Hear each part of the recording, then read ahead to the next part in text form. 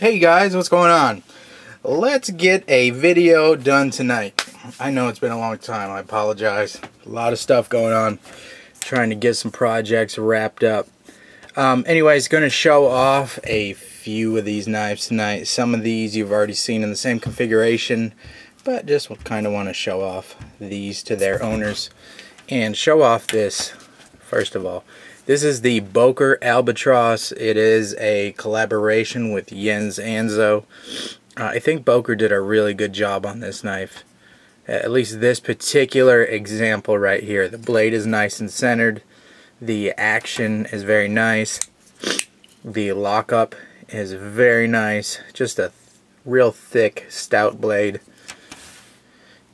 And the price point's right on this guy. So I think it's right around $100 or so, maybe a little bit more than that. But I really can't see any faults.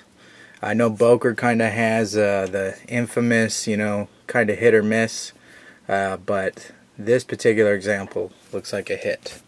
So pretty thick slabs on the side there, but your blade stock is really what sells this knife. So let's look at it next to maybe a compact F3. This is kind of the tough Curtis knife F3, right, with the, thicker blade, hard use knife in a small package. Check that out. Yeah, it is unbelievable. Let's show this blade stock next to even a Strider. Yeah. It's crazy, huh?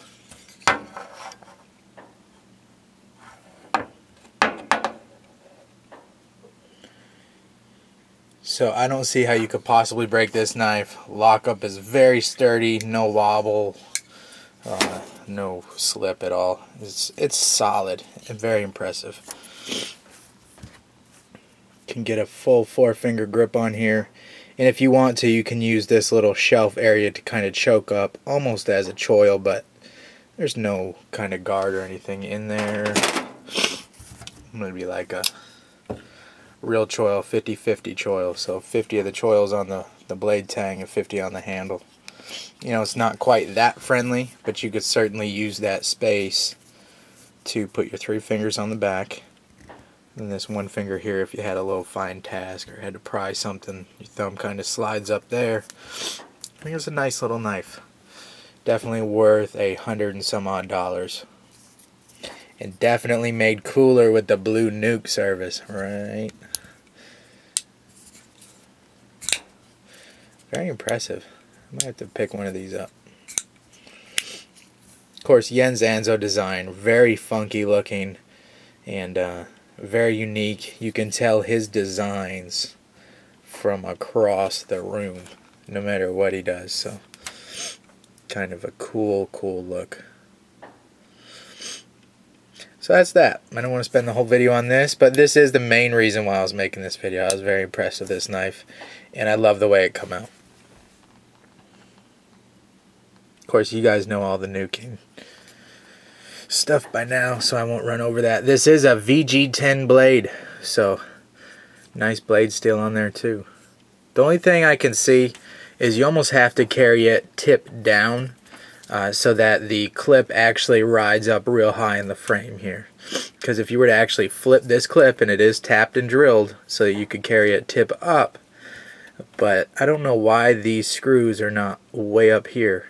They're way down here, so this knife would be poking out of your pocket that much. Which, not like you couldn't carry it tip up, but probably not the best option for me personally.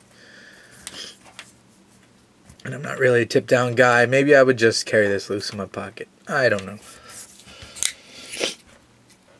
Too cool though. Let's show it up next to that F3.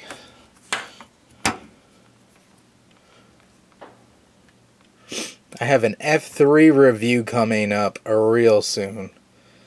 This F3 compact. Impressive little knife. But I do mean little knife. But with the short blade comes a lot of control over that cutting edge. So it's kind of a unique situation. I've been digging it. gonna try to make some more videos. I want to get some more opinion videos and stuff out too, more vlog type stuff. Maybe not just showing off the new treatment knives.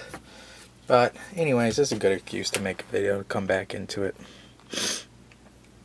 I've also got a friend who wants to send me a bunch of more knives to review, so maybe we can get a bunch of videos uploaded and release them every day like we did about a month ago. So what you're looking at here is the double nuked. So it's nuked just like these guys, and then I re-anodize it. It gives it more of a rougher look than stonewashing the bare titanium and then anodizing that stonewash finish. That's almost like a Rick Hinder working finish. This is a little bit rougher than that. It still looks nuked, and especially natural light. This is underneath my fluorescent lighting here. Real cool look though, in my opinion. These 801s are so awesome.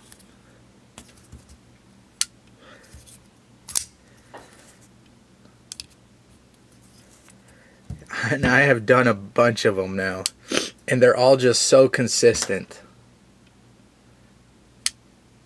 with the detent, with the lockup. Then you have your stainless steel locking surface there, the pivot, everything rides on those bearings.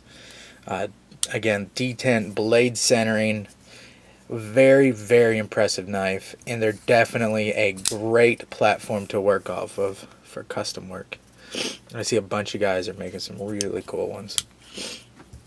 Love that double nuke look. And also, you guys know, here's a second one that I've done. I am a total sucker for green. So here's another green one. Green Nuke 801. Not going to spend a bunch of time. I believe my last video, maybe 2 videos ago, had one of these on it. I changed my multi-etch. I use multi-etch. I do fresh blast your titanium, and I also use warm multi-etch. Well, that multi-etch does not last forever, so when you do change it, you definitely get the more vibrant and brighter colors. Just a little tip for anybody who's out there maybe getting started in anodizing. I could do a tips and tricks for anodizing. It's not rocket science. I think the biggest problem, if you want to get into maybe doing some anodizing and stuff like that, and maybe not really a problem, but the biggest obstacle is getting a nice compressor and a couple blasting cabinets, because that really is the key to anodizing. You gotta have a clean surface and a nice imperfection free surface. It's just gotta be clean. Even if you are blasting a brand new Sebenza, even if you're going to anodize a brand new Sebenza fresh from Chris Reeve, it should be blasted, and then it should be multi-etched, and then it can be anodized. I'm just saying that's how you get the best, most vibrant colors. But anyways, so that's yeah, we'll hold off next video. I've got a few knives to show you guys. Thanks to some of you guys, or one of you guys, well actually 2 of you guys, I landed one of my grails, kind of a small time grail, but something I was definitely looking for, was this saw cut long pole clip point TC Barlow. I cleaned it up. I didn't even make a video on it. I cleaned it up and had all the blade nice and shiny, and then I went ahead and start using it and got my own patina on there. Let's save that for another video. But yeah, I've got a bunch of stuff to show you guys. There's a bunch of new stuff coming up.